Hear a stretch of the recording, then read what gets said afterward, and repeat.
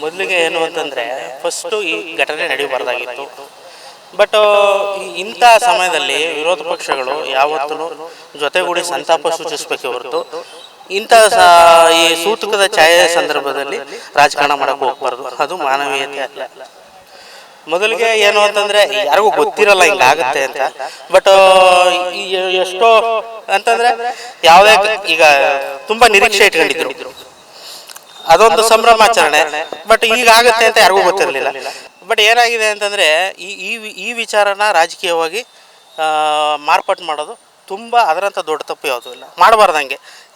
ಈಗ ವಿರೋಧ ಪಕ್ಷದವರು ಈಗ ನೋಡ್ತಾ ಇದ್ದೀವಲ್ಲ, ಮಾಧ್ಯಮಗಳಲ್ಲಿ ಪ್ರೆಸ್ ಮೀಟ್ ಮಾಡ್ಕೊಂಡು ಈಗ ಬರೀ ದ್ವೇಷ ಬಿತ್ತೋ ಅಂಥ ಕೆಲಸವನ್ನು ಮಾಡ್ತಾ ಇದ್ದಾರೆ.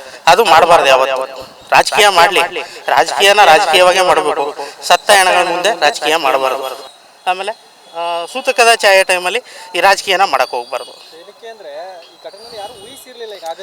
ಗೊತ್ತಿಲ್ಲ, ಈಗ ಯಾರಿಗೂ ಗೊತ್ತಿಲ್ಲ, ಎಲ್ಲರಿಗೂ ನೋವೇ.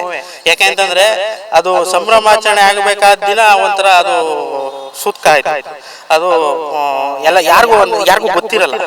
ಅದು ಆ ಥರ ರಾಜಕಾರಣ ಮಾಡೋಕೆ ಹೋದರೆ ವಿರೋಧ ಪಕ್ಷ ಈಗ BJP ಏನಿದೆ ಅದ್ರ ಮೇಲೆ ಬೇಕಾದಷ್ಟು ರಾಜಕಾರಣ ಮಾಡ್ಬೋದು, ಆಯಿತಾ. ಅದು ಯಾವತ್ತೂ ಕಾಂಗ್ರೆಸ್ ಮಾಡಲ್ಲ. ಈಗ ನಮ್ಮವ್ರು ಟ್ರಂಪ್ ಮಾಡಿದ್ರು ಕರೋನಾ ಟೈಮಲ್ಲಿ. ಆಗ ಏನಾಯಿತು? ಎಷ್ಟು ಲಕ್ಷಾಂತರ ಜನ ಸತ್ತರು. ಅದ್ರ ಮೇಲೆ ರಾಜಕೀಯ ಮಾಡೋಕ್ಕಾಗತ್ತಾ? ಮಾಡಬಾರ್ದು ರಾಜಕೀಯ. ಕುಂಭಮೇಳದಲ್ಲಿ 100 ಜನ ಸತ್ತರು. ಯಾರು ರಾಜೀನಾಮೆ ಕೊಟ್ಟರು? ರಾಜಕೀಯ ಮಾಡಬಾರ್ದು ಯಾವತ್ತೂ ಕೂಡ. ಈಗ ನೋಡಿ, ಇವರೇನು ಆಡಳಿತದಲ್ಲಿ ಇಲ್ಲದೇ ಏನಿಲ್ಲ, ಇವರು ಆಡಳಿತ ಮಾಡಿ ಇವರು ಅದನ್ನೆಲ್ಲ ಮಾಡಿನೇ ಬಂದಿರತಕ್ಕಂಥದ್ದು. ಅದನ್ನು ಜನ ಅರ್ಥ ಮಾಡ್ಕೋತಾರೆ. ಮುಂದಿನ ದಿನಗಳಲ್ಲಿ ಈಗೇನು ಜನರೇನು ದಡ್ರಲ್ಲ. ಯಾಕೆ ಅಂತಂದರೆ ಮನಸ್ಸಿಂದ ಸಂತಾಪ ಸೂಚಿಸೋದೇ ಬೇರೆ, ರಾಜಕೀಯವಾಗಿ ಸಂತಾಪ ಸೂಚಿಸೋದೇ ಬೇರೆ. ಎಲ್ಲರೂ ಜನ ಏನು ದಡ್ರಲ್ಲ, ಜನ ತುಂಬ ಬುದ್ಧಿವಂತರಿದ್ದಾರೆ, ಪ್ರತಿಯೊಂದು ಅರ್ಥ ಮಾಡ್ಕೋತಾರೆ. ಅದಂತೂ ಸತ್ಯ. ಯಾಕೆ ಅಂತಂದರೆ ನಾವು ನೋಡ್ತಾ ಇದ್ದೀವಿ ನಿನ್ನೆಯಿಂದ, ಇವರು ಯಾವತ್ತೂ ಇಲ್ಲದೆ ಇರೋರು ಇಂಥ ಟೈಮ್ನಲ್ಲಿ ಬಂದು ಸಮಾಧಾನ ಸಾಂತ್ವನ ಹೇಳ್ಬೇಕು ಕುಟುಂಬಗಳಿಗೆ. ಯಾಕೆ ಅಂತಂದರೆ ನೋವು ಆಗುತ್ತೆ. ಯಾಕೆಂದರೆ ಕುಟುಂಬದವರು ತಮ್ಮ ಮಕ್ಕಳುಗಳನ್ನ ಕಳ್ಕೊಂಡು ನೋವಾಗುತ್ತೆ. ಬಟ್ ಆದರೆ ಹುಚ್ಚು ಅಭಿಮಾನ ಏನೂ ಮಾಡೋಕ್ಕಾಗಲ್ಲ. ಅದನ್ನು ಸರ್ಕಾರ ಅಲ್ಲ, ಯಾರ ಕಂಟ್ರೋಲು ಮಾಡೋಕ್ಕಾಗಲ್ಲ. ಈಗ ನೋಡಿ, ಈಗ ಅದಾಗಕ್ಕೂ ಮುಂಚೆನೇ ಈ ಮೀಡಿಯಾಗಳು, ಮಾಧ್ಯಮಗಳು ಪ್ರತಿಯೊಂದು ವಿಜೃಂಭಿಸ್ಲಿಲ್ವ ಅದನ್ನು? ಅದಕ್ಕೆ ಗೊತ್ತಿತ್ತಾ ಈಗಾಗುತ್ತೆ ಅಂತ?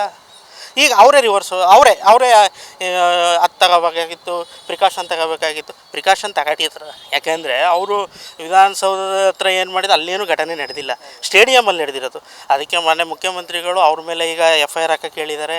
ಆಮೇಲೆ ಕಮಿಷನರ್ನ ಸಸ್ಪೆಂಡ್ ಮಾಡಿಸಿದ್ದಾರೆ, ಟ್ರಾನ್ಸ್ಫರ್ ಮಾಡಿಸಿದ್ದಾರೆ. ಪ್ರತಿಯೊಂದು ಅವ್ರ ಕಾನೂನು ಚೌಕಟ್ಟಿನಲ್ಲಿ ಏನೇನು ಬೇಕೋ ಅದನ್ನು ಮಾಡ್ತಾಯಿದ್ದಾರೆ. ಬಟ್ ಯಾರಿಗೇನು ಆಸೆ ಇಲ್ಲ ಇದನ್ನು ಮಾಡಬೇಕು, ಈ ಥರ ಆಗುತ್ತೆ ಅಂತ. ಬಟ್ ಆದರೆ ಎಲ್ಲರಿಗೂ ನೋವಿದೆ. ಆ ನೋವಲ್ಲಿ ನಾವು ಸಾಂತ್ವನ ಹೇಳಬೇಕೇ ಹೊರತು ಯಾವತ್ತು ಆ ಒಂದು ಸೂತಕದ ಮನೆಗಳನ್ನ ಇಟ್ಕೊಂಡು ನಾವು ರಾಜಕೀಯ ಮಾಡೋದು ದೊಡ್ಡ ದುರಂತ.